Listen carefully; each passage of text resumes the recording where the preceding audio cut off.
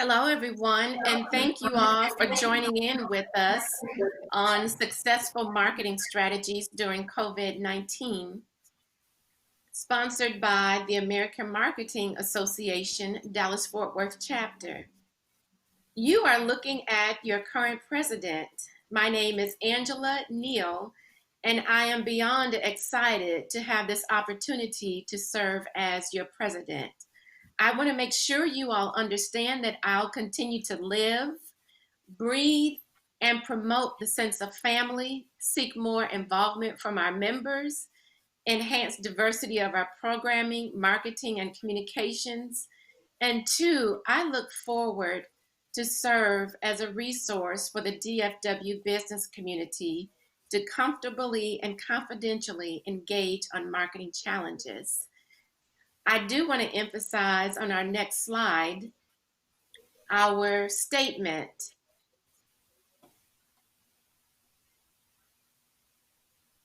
So on our next slide, most certainly of key value is something I want to jump into, and that is our mission. Our mission is to educate, support, and enhance the performance of our members. Most certainly, our marketing and professionals throughout the Metroplex. And I do want to mention AMA DFW was founded in 1956, and I come to you as the first Black president of AMA DFW. Next, I want to move to our statement that we shared with the DFW community and beyond a little over a week and a half ago. And essentially, I want to make sure that you all understand that AMA DFW stands against injustice, not just AMA DFW, but the American Marketing Association as a whole. I emphasize this, and I want you all to understand we hold ourselves accountable.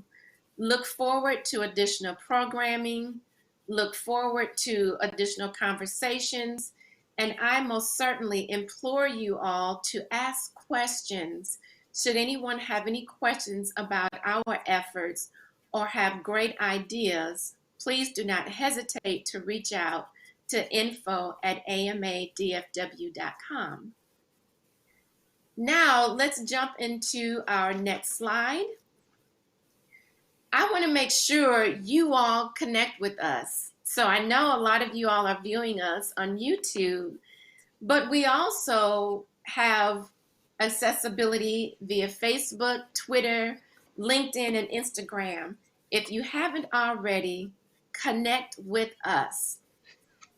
Now, I have to emphasize that without our chapter sponsors, a lot of what we do would not be possible. Additionally, without our volunteers as well. Today, we have Stream for Us that is providing the video capability for us to bring to you our program today. Now to some additional exciting news. I want to share with you all that our membership prices have changed. You may know this, you may not. $149 for an annual membership, $50 for a collegiate, and most certainly we also have group memberships. And I cannot emphasize enough that we are a family, the AMA DFW family. And most certainly something that's that I want to share with you is that I want you all to join me. Join AMA DFW for the network, the opportunities, growth, business, jobs, collegiate, mentorship, volunteerism, partnerships, sponsorships, innovation, programming, resources, reach, community, family, and of course for the fun. We are your resource for all things marketing. We are here for you. I want you all to know that you're in the right place. I do want to emphasize too that we also have a job board, and for member pricing for posting, you can save up to $200 to post an opportunity. And of course, it's free across the board if you're posting internships. and there is no charge to search. So those of you all who are looking for opportunities in marketing, check out our job board at careers.amadfw.com. So I have to emphasize, and this is what I get excited about, we have a call for volunteers. We are looking for all skill levels, whether you are new in the career of marketing, whether you have a wealth of knowledge and insight, or high leadership position. We definitely want your support. Become a volunteer. So on our next slide is an image of our 2019 Marketer of the Year, just highlighting a few of our volunteers. We definitely like to have fun as well. So I'm going to move us along and share with you all our upcoming event next week, which is our MarTech SIG event. It is a virtual workshop, and we are excited to be in partnership with Ascend Marketing in hosting this event. It is an opportunity to really dive into our topic, but also gain some insight in campaign challenges, even some of the architecture, sample case, and design thinking, some discussion questions.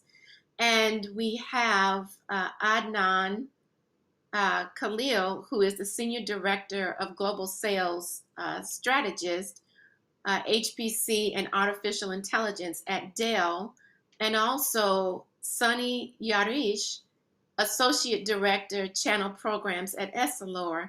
And the list continues to grow. So don't forget to register for that virtual event next week.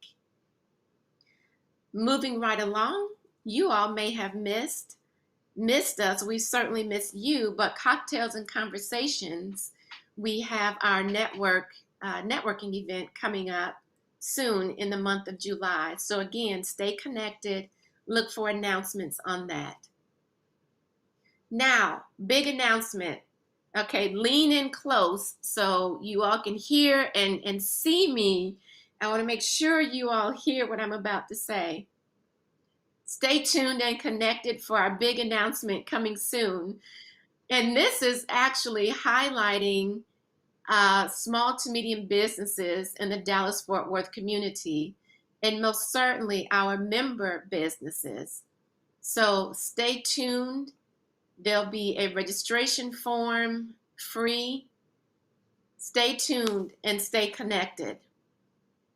So now, coming up in September 23rd at VOOV is our annual Marketer of the Year.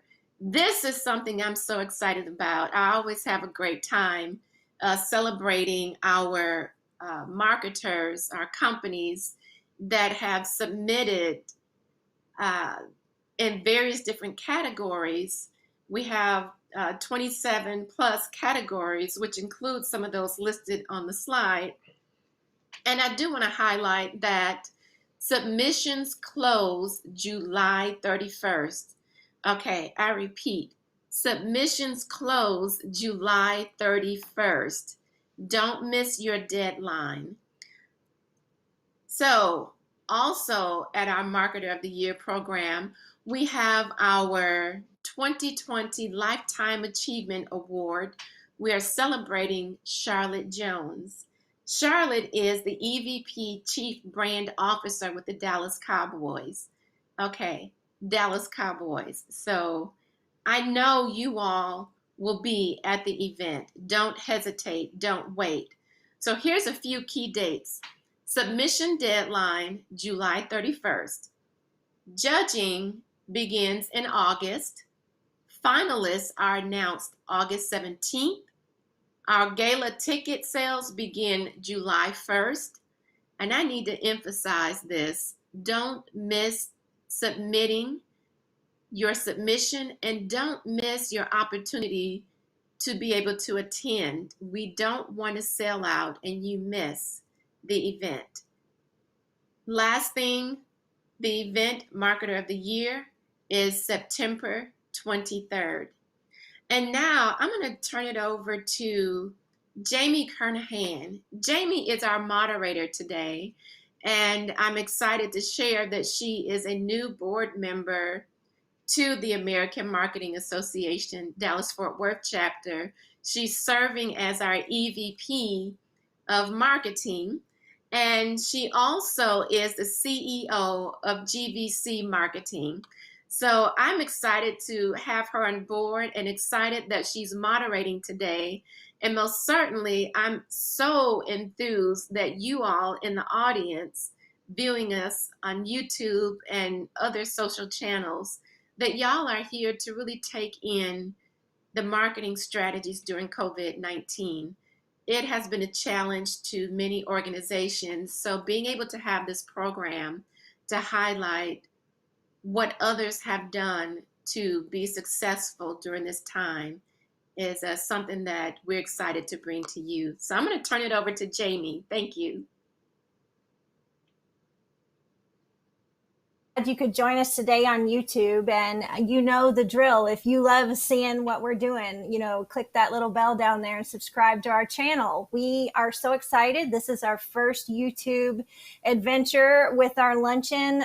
We are missing seeing everyone in person, but today we have two gentlemen with us who is happy to share their struggle and their successes during COVID. And we have David Frederick, the CMO of YMCA, and we have Mr. Don Clampitt, who is CEO of Clampitt Paper, who we all shared some fun stories earlier, and I just know this is going to be a great conversation. So, David, why don't you tell us a little bit about yourself? Sure. So I'm David Frederick. I'm the Chief Marketing and Communications Officer for the YMCA of Metropolitan Dallas. I've been with the Y for about 3 years. I have about 25 years of experience. About 19 of that was in the for-profit space, including large companies such as Time Warner, AT&T, GE, and then a few small businesses. And then I found my way into the nonprofit space, which has been so rewarding for me. Started my nonprofit career at United Way of Tarrant County, and then moved to the YMCA of Metropolitan Dallas in 2017. I have a wife of named Toria, who's watching right now. Hello. And two lovely children, Julian and Jasmine, ages 12 and 7. So thank you. All right. David, we're so glad you're here with us today. So Don, could you just give us a little elevator speech as well? Tell us about yourself. Jamie. No, I'm just kidding. My name is Don Clampitt, and I'm Chairman and CEO of Clampitt Paper. And Clampitt Paper's been here almost 80 years. I've been here 41 of those. So in multiple roles, and have been involved in the community in a lot of different aspects. But it's my only job, so it's what I know. I'm very lucky. I've got 3 wonderful kids of my own and a stepson. And I've got a pastor in Albuquerque, a lovely daughter who works for me, thank God. And I have a senior in Arkansas and a stepson who flies Black Hawk helicopters in Alaska. Oh. Wow. So, you're a very busy man. All over, yeah. I know. Well, I'm so glad y'all could join us today. And, everybody's wanting to hear how you all have maneuvered this crisis, and really how have you taken your business, since your business verticals are so different. I mean, YMCA is much more service oriented, and I feel like Clampitt Paper is definitely more in that CPG arena of touch and feel and products. So let's just get down to it. Everybody wants to know, how's your business doing? What was your biggest disruption? And could you just give me that one big example of how y'all handled it? David, would you like to weigh in on that? Sure. So on March 16th, that was a very sobering day. That was the day that we learned that we needed to not only shut all of our doors, but also had to furlough a large number of our staff. There was an announcement made by the Dallas County judge, and we had to close doors along with other gyms and non-essential businesses. So that was very sobering. It was something that no one would have thought about. We definitely were preparing for COVID and working with messaging and things of that nature, and preparing for if a branch had to close, but we did not anticipate having to close that quickly, all of our branches, and then having to furlough staff. Right. I mean, it was like one day you were open and the next day you weren't. I mean, that was just crazy. Absolutely. Don, do you want to speak to the craziness that happened at your place, seeing as how I think we all felt the craziness? Well, first is, when Clay Jenkins' order came out, we had to determine if we were going to be considered an essential business or not. And that was step one, right? I mean, I could imagine if we had to shut our doors, for the next 90, 120 days or whatever. And so the good news is between the USPS and the Printing Industries of America, we were able to kind of confirm that we were an essential vendor and could stay open. So I look at that as kind of my step one of disruption. Step two being, as they canceled all the events from South by Southwest to, I mean, you just name it, all the professional events, all the collateral support had just dropped off the face of the earth. So our business at low water mark, we were 50% of revenue from where we were, in March. So that was a shocker. So the good news is that we didn't have to lay anyone off. We did reduce hours and reduce salaries and such, and but I'm kind of proud of the fact that we didn't have to do anything further at this juncture. So. Well, that's such good news to hear. I know businesses struggled with that decision, and I know so we all were faced with these decisions. So what we want to talk about today is this positive, kind of that silver lining. What did you do first, David, or what do you feel like is your biggest success from having to deal with this? Communication, focus. What did your team really pull together and do, and what are you most proud of? So I'm very proud of our communications, the strategies that we took, which was being open and honest, providing the most up-to-date and accurate information as possible. Our resiliency, because there was a lot of changes that happened so quickly.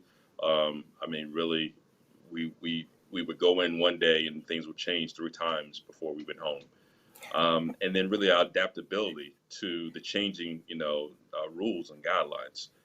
So as many of you know, the YMCA reopened starting June 1st, and we did a phased approach because we knew that things would be changing based on the governor's orders and changes with the local city and county officials. And so that process has allowed us to kind of strategize how to adapt to the changes and make adjustments as needed and learn from different things. But really the communications, the adaptability and resiliency were really the key things. Our team, definitely again, with some of the other staff members, my team shrunk in size along with some parts of the Y. We've had to restructure and reorganize. But we're positioned now to really go forward. We think we're in a good position. And so just really proud of the people that we have, really proud of the people that serve the Y, even ones that are no longer, with the Y. It's really just an amazing group of people. Well, that's really great to hear. I know you're very proud of your team. One of your stories that you told was that you all instituted a mainstream, I guess, a mainline communication over your 19 branches, which had never been done before. And is this something that, I suspect was not easy to do, but you all took the bull by the horns, as they say? Yes. So the Y, just to give you kind of a little bit of scope, the Y has 19 membership facilities. We have 2 camps, and we also have a summer camp. We serve about 250,000 people each year, and that includes about 60,000 in youth sports. Thousands of people that are members, and thousands of people that never step foot into the Y with some of our programs. And so what we did was each one of our branches acts as its own entity so they can really fully serve their community. So they have their own marketing, they have their own communications, they have their own board of management. And so when COVID hit, we had to take the bull by the horns, as you mentioned, and look at trying to control the message. And so first what we did was we stopped the clutter. And so we had all of the communications from the branches cease, just so we can get the most accurate information out there, as well as it could be consistent, because there was a lot of changes, as we mentioned. And so taking a lot of that communications back to the association was the first time we've done that. So then we had to communicate for all of our branches to all of our members, program participants, our donors, people that support the Y, our board members. And so taking that step was then figuring out how we needed to do it and how often we needed to do that.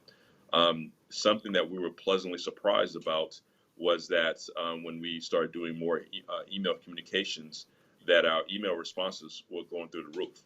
Generally speaking, a really good email, communications has about 15 to 16% open rate. We were seeing open rates of 50, 60%. One of them was even 78%, if you can believe it. That is and just, we're not talking that hundreds, is just crazy. we're talking thousands. Yes. That is So just that crazy just shows numbers. the why is really good. Yeah. No, that is great. What a great strategy. And I know, Don, you talked about communication too. And I just can't wait for you to share your experiment that you all tried. I just wish you would share that with our members. Well, so, obviously our business is one where we see people face to face, and we show paper, and you get to feel in touch. So as COVID got further into it, we found access to people became much more difficult as people were working remotely. So my daughter and I were having lunch, and the idea came up is how do we get stuff to people, and do the people that we normally deal with even want to see what we have? And so we said, let's send an email out. So interestingly enough, my daughter sent out about 80 emails. Within 15 minutes of the 80 emails, in the email, she said, if you'd like to see something, let us know. And if so, give us your home address if you don't mind. We won't stalk you. And within 15 minutes, she had 38 home addresses. Within an hour, she had 70 home addresses of people dying to get off the computer because they wanted to touch something real. And so we took those boxes and we each split up the deliveries, and you're going like, okay, now how does that translate for a CEO to be delivering paper goodie boxes to clients all over the county? And I will tell you, it was probably one of the most therapeutic things I did. So that was one, and then we got such great feedback from that, and learned a valuable lesson too. I think our clients, when they do get back more in the swing of things, I do believe that the top of the mind and the feeling will be positive towards Clampitt.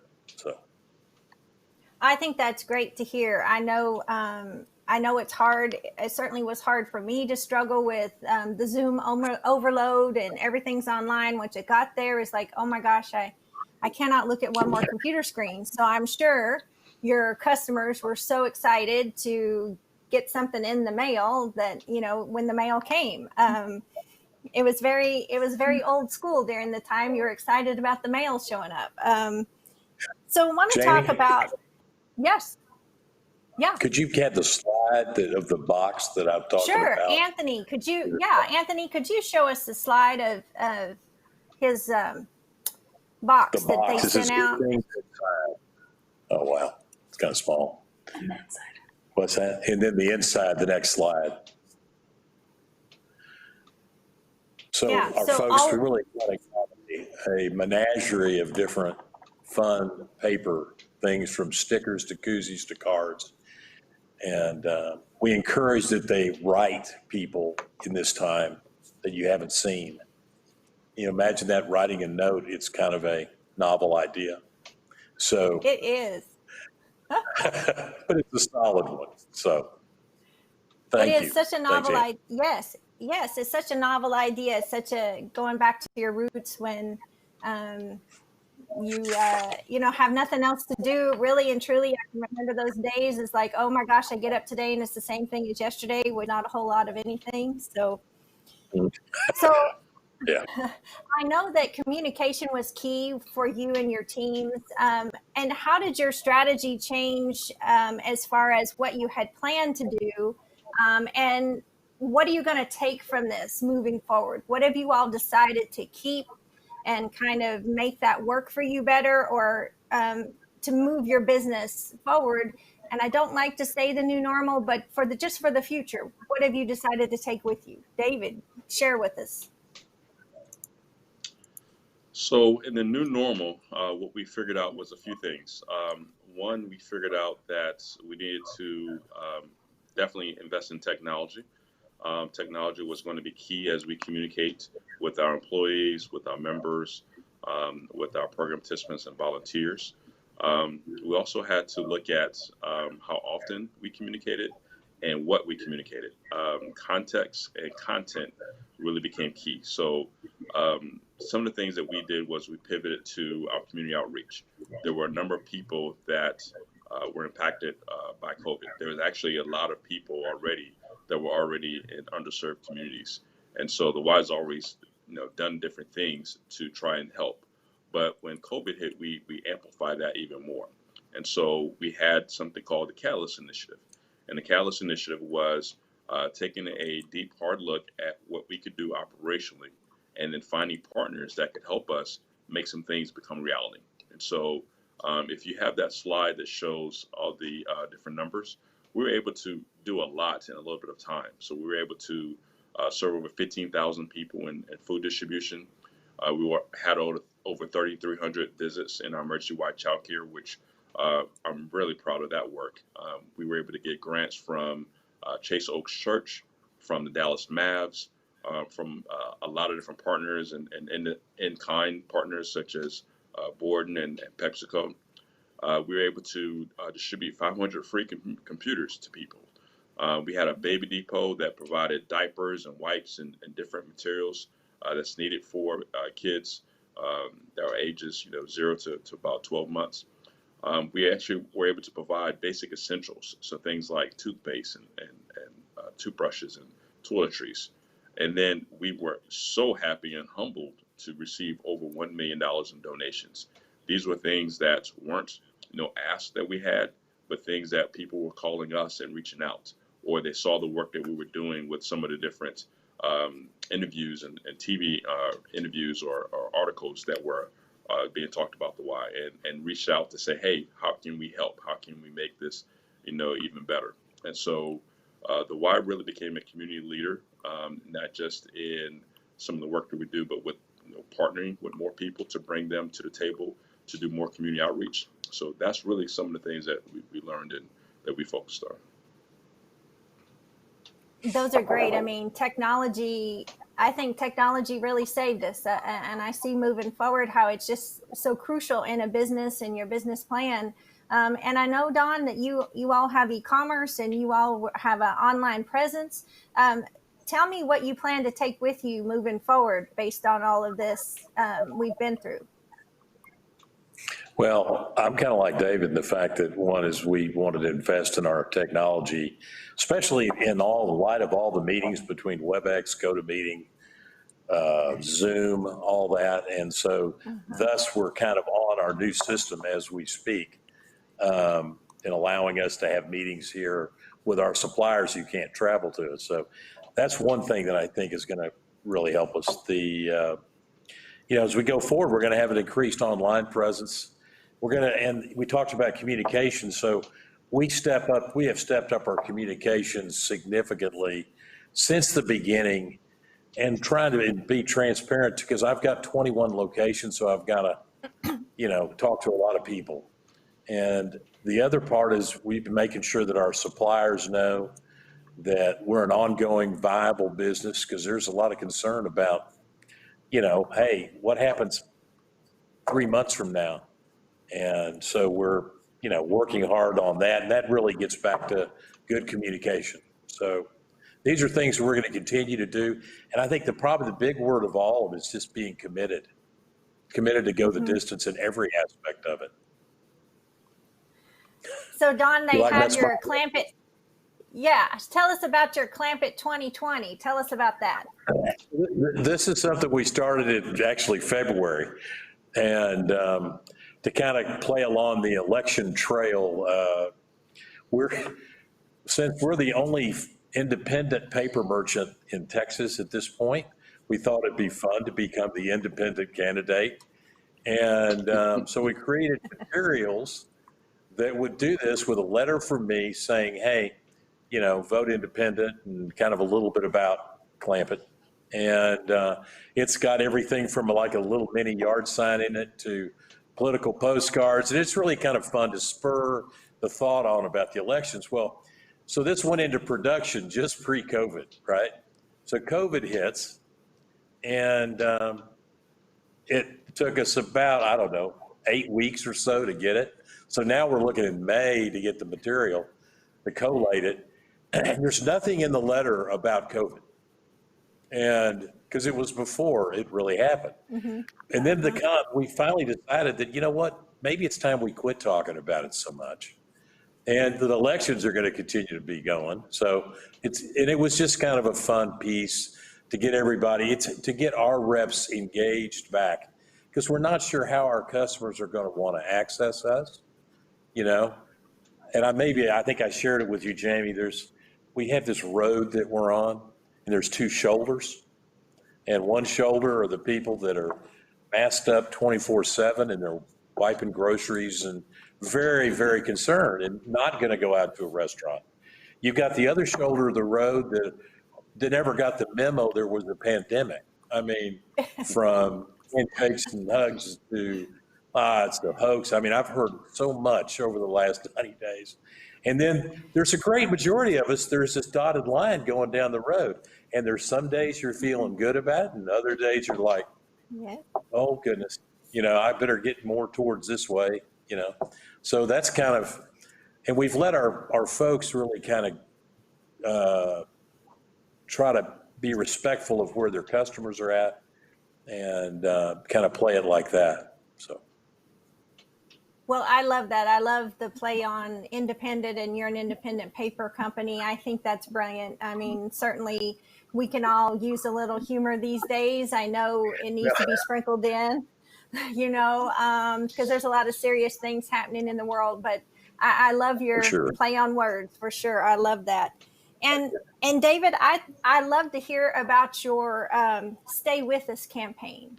I think that is great for everybody to hear of how you handled this as a nonprofit. Sure. So there was two things that we realized very early on. One is that we need to focus on people, and so thus the community outreach. And so that struck a campaign called Support the Y as we support our community. And so we communicated to donors, we communicated to members, partners, and let them know that the Y was doing some of this work and some of the details of that. We created videos to show some of those different things and bring people in. So that campaign was really about the outreach. But what we also need to do was really communicate to our members. They're one of the lifebloods of the Y. And so we created a campaign called Stay With Us. And it was really designed to reach out to them to let them know that we miss them. Because the Y is not a for-profit, it's a nonprofit. And it's really about connections and making memories and making long-lasting relationships. And so when we had to close our doors, a lot of people missed that in-person interaction. And so the Stay With Us was, look, we really don't know what's going to happen with the pandemic. We're trying to make sure that we continue to make the good decisions, but know that the Y is going to come back. The Y is going to be reopening, and we ask that you stay with us through this public health crisis. We felt that if we communicate it often and in a consistent manner, that we'll be able to keep some of our membership, and that actually has worked. Oh, that's great. Do you have a fun stat for us on that, on how much people did stay with you surprisingly, and what you saw an increase in? I can tell you that without getting into too many details, I can tell you that a lot of Ys that are medium-sized and small probably lost anywhere from 30 to 40% of their membership because of the closure over the last 3 months.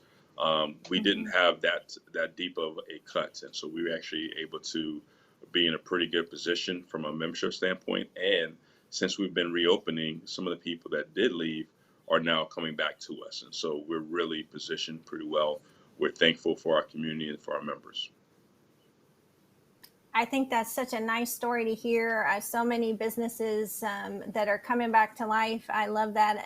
And being part of the AMA here in DFW is just so crucial for us to keep our marketing going. And Don said it too. I mean, just being top of mind when there is a crisis, because a lot of times marketing is the first thing to go, unfortunately. Absolutely. But it's the one thing that we all need to remind everyone, you know, and especially during this time, people didn't know if you were still in business. I mean, it wasn't, I could choose from a different business. It was, are you still doing business? So I love all your strategies and plans. Just a fun question. Was your crisis planning up to snuff in all of this? So, short answer, no. We had crisis plans. And so, and Angela kind of knows this. One of the last events I was involved with, we did a crisis communications plan, and we had 12 steps to success. And so I was already positioned to know what steps to take. However, the speed at which everything happened, kind of all plans went, through the window. And so we really had to first figure out what it is that we're doing, why we're doing it, and then we can kind of right the ship. And then as we went along, we started doing some of the strategies like the Stay With Us messaging, the Support the Why messaging, and then communicating on a consistent basis to our donors and program participants. And that's when I realized that, some of the strategies that we talked about before, we were already implementing. And so we were able to then start taking some more of those and put it together. So we're positioned now to do a lot of those different things. But yeah, in the first week or 2 weeks, every day was a different day. We didn't know what was going to happen next. I know. Well, Don, did you have this in your crisis? We had a pandemic and did not have a pandemic plan. We have a crisis manual book, actually, that's all the executives have at their house should we have a fire, a tornado, and significant water damage and we're out of business. And by the way, we've had the fire and the water. So even though we're never out of biz, but obviously now we have a step-by-step process on how to handle a situation like this. Plus, we've gone into another step is when you can identify a potential COVID employee, how to handle that situation. So we've got somebody doesn't have to go, oh, what do I do? Now we got a plan in place. So. Well, that's great. I'm so glad. I know we feel, I'm sure you do too, a little bit more prepared in case, we have to deal with this again in the fall, as they are possibly saying. But I wanted to ask, I want to ask our online viewers, if y'all have any questions, definitely put some questions in YouTube. Sorry, I was looking at my phone and trying to read questions. So try not to do too many things at once. But I do want to talk about just one thing that stands out to you. And I know a lot of bad things happened. And I know it was at times for me hard to remember that there were good things. But could you give us a couple silver linings, some things that you were surprised about that through all this wasn't so bad. This part, at least this part.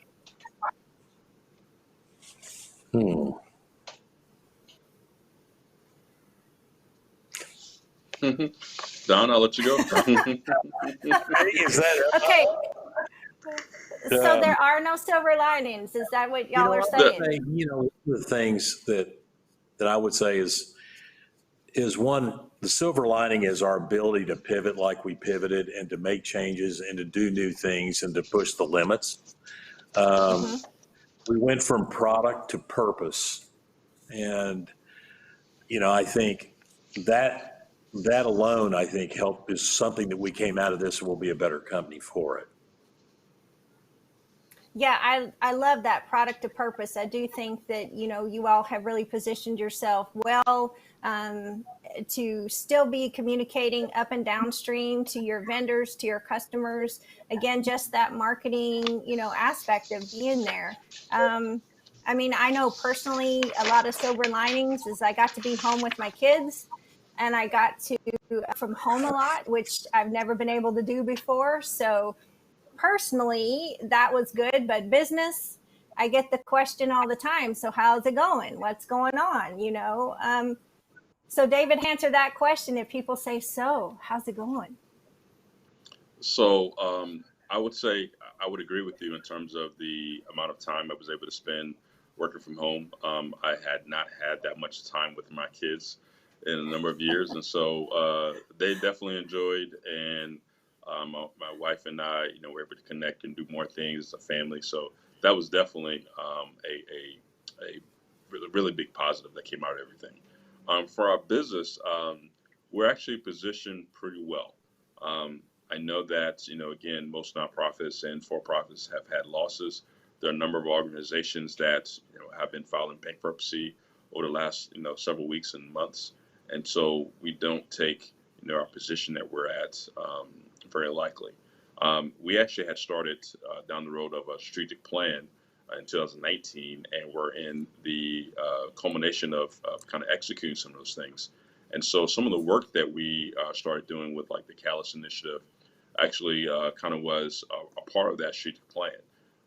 We also were looking at kind of doubling down on our Safe Around Water program to really start looking at how we can prevent childhood drownings for kids, under 5 years old. And so this kind of made us refocus some of our energies on being mission driven, being able to provide health and wellness to people, but also making sure that we deliver on the promise of really building a better community. And to do that, we needed to double down on some of the different programs that we did.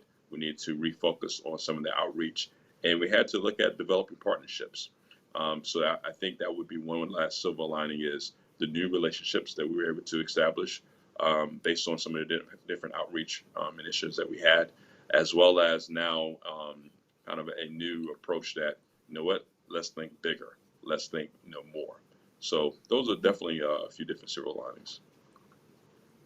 I know I'm so glad to hear those things because, I know that it was bad, and I know that the news was bad every day, and it was, I don't know about y'all, but I had to just turn off the TV and just stay home with my kids, which they got tired of me. So I wanted to also just touch on, so your marketing strategy, online presence. Did you all use a lot of social and communication? I know y'all talked about emails, which, before COVID, people thought email marketing was dead because no one was ever home. We were always on our phones. But I mean, I'm sure that you saw an uptick or a change in that kind of plan. Don, would you like to speak to your social media online presence changes? Well, I think, we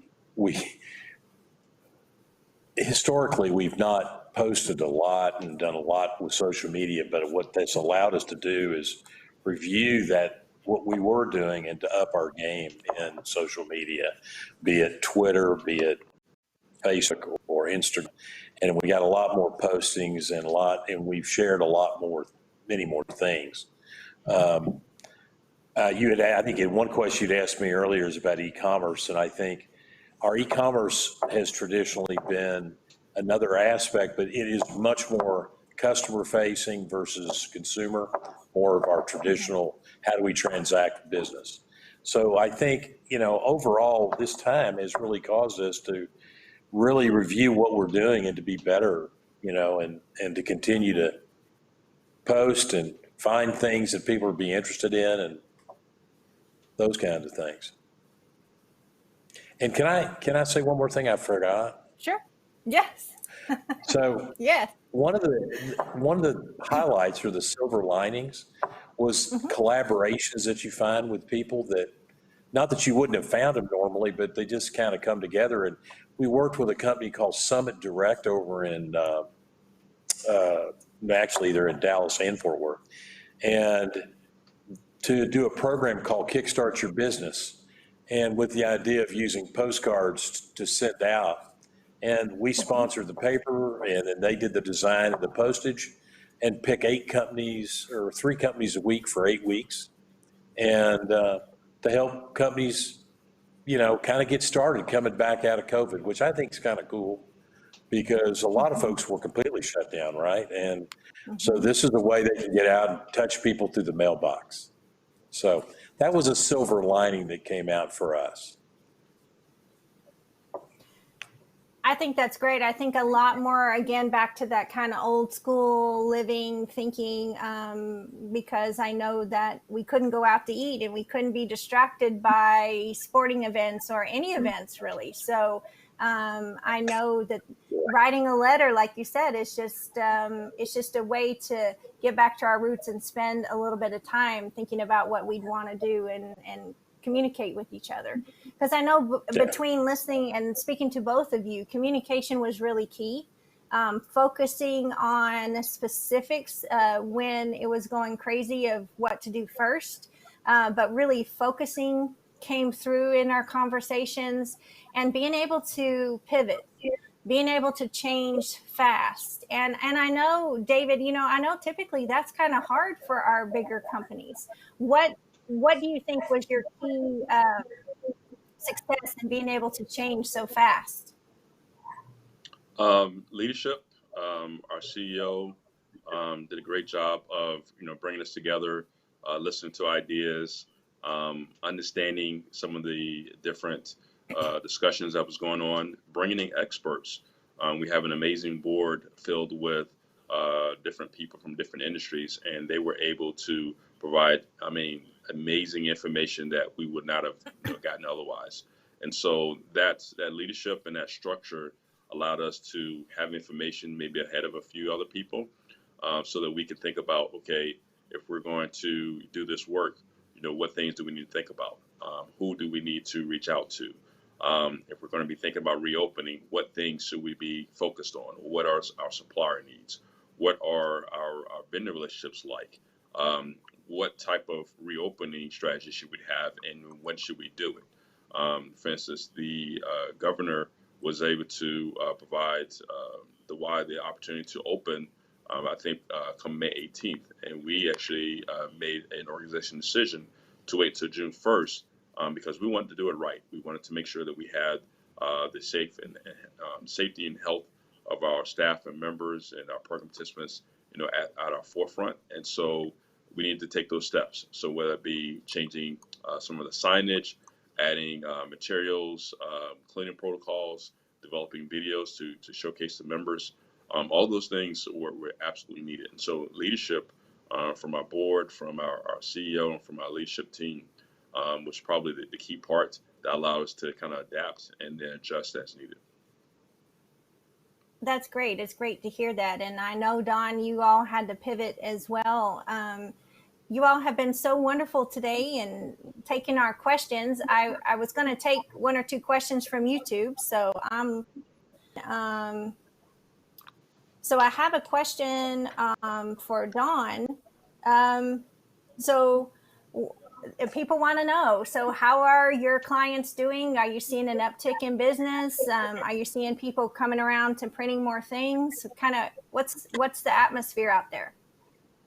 I think it's coming back gradually. I call it the W recovery versus the U or the, and that is, I think we're going to get this very slow, gradual uptick, and then it's going to swing back down and then come back up. And our customers are, there's a lot of pin-up printing, jobs that were in place to get done, and they got put on hold the moment, right, we went to lockdown. So I do believe if those jobs will come back. Now the question is what happens after that? And Right. So, I'm really bullish on the printing aspect of things, and I think people do, from a haptic side, like to hold something. It makes it real.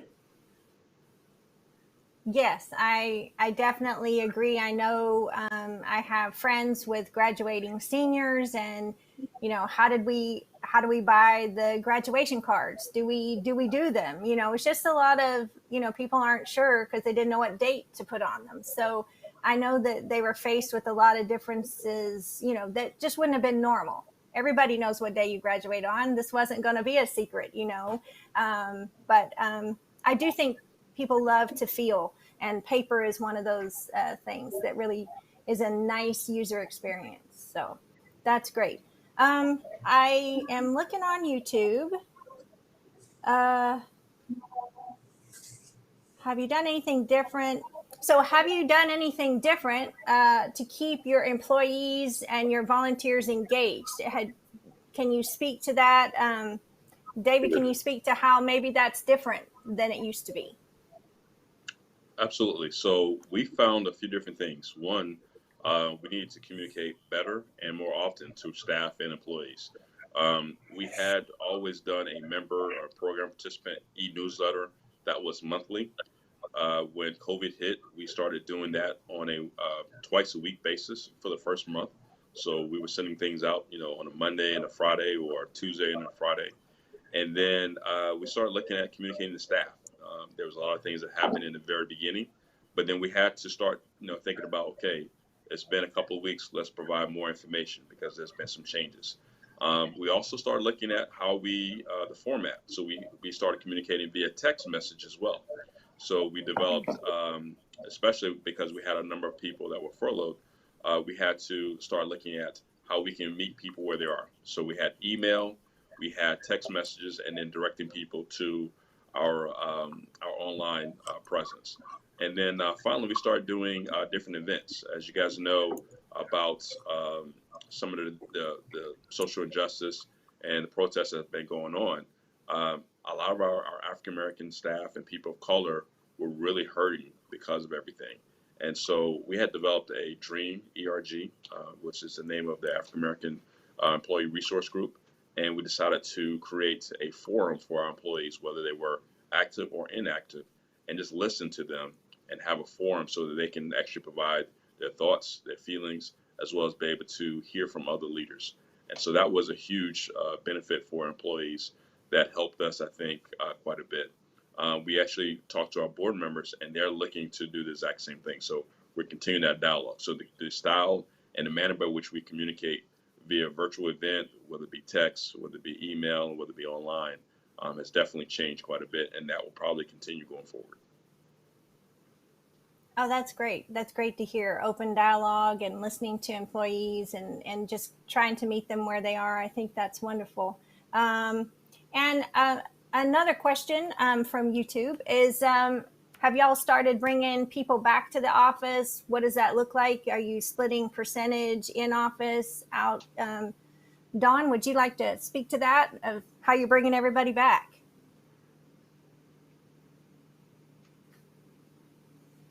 We're not a work from home type of company, meaning that we really weren't set up for that.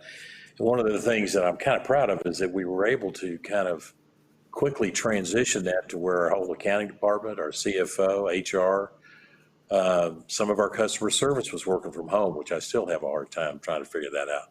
But it really worked. It really worked pretty seamlessly. So as we've brought people back, I think at one point in time, we were looking at June 1 to just get everybody back in the building. And I think we've been kind of cautious, probably listened to Clay Jenkins a little bit and the case counts. And so we take temperatures, and when you walk in, and if you're not an employee, that we definitely require you to wear a mask in the building.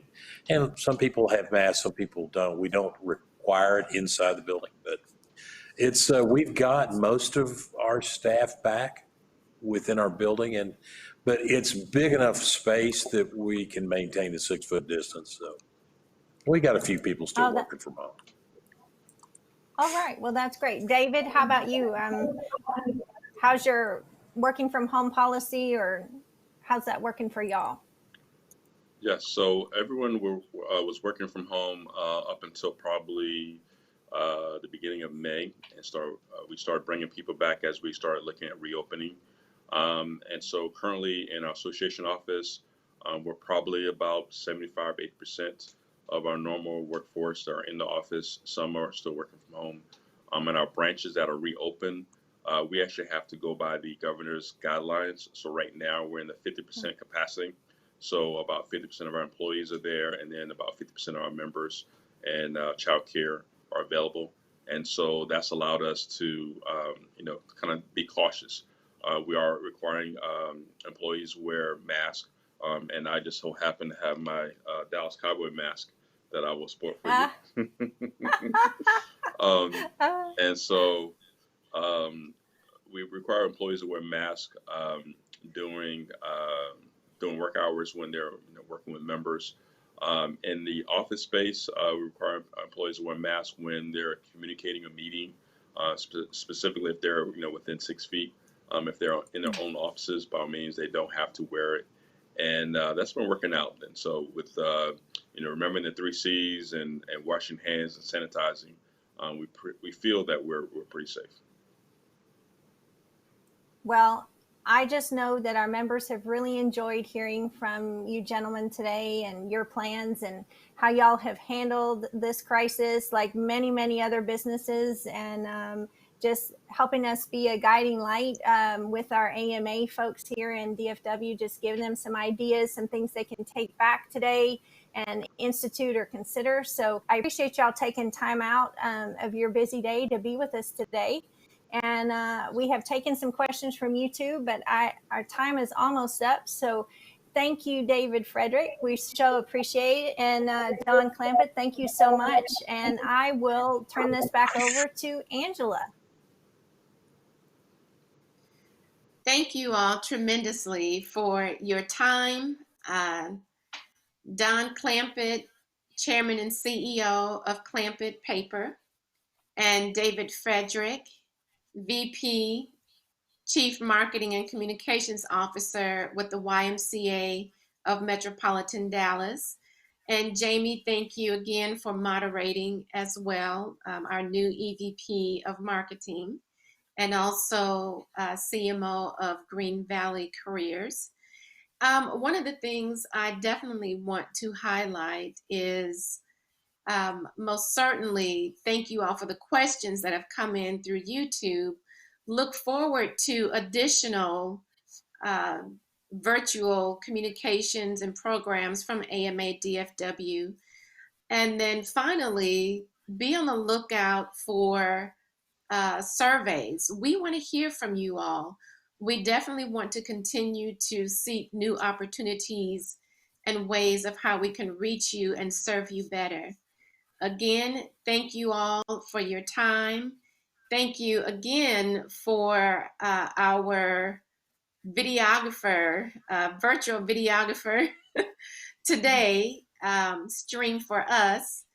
And we look forward to seeing you all. And if you all check the chat, there are plenty of announcements that were shared earlier. So definitely check the chat history, and there are details there to stay connected as well. Thank you again. I'm Angela Neal, President of AMA DFW. Thank you.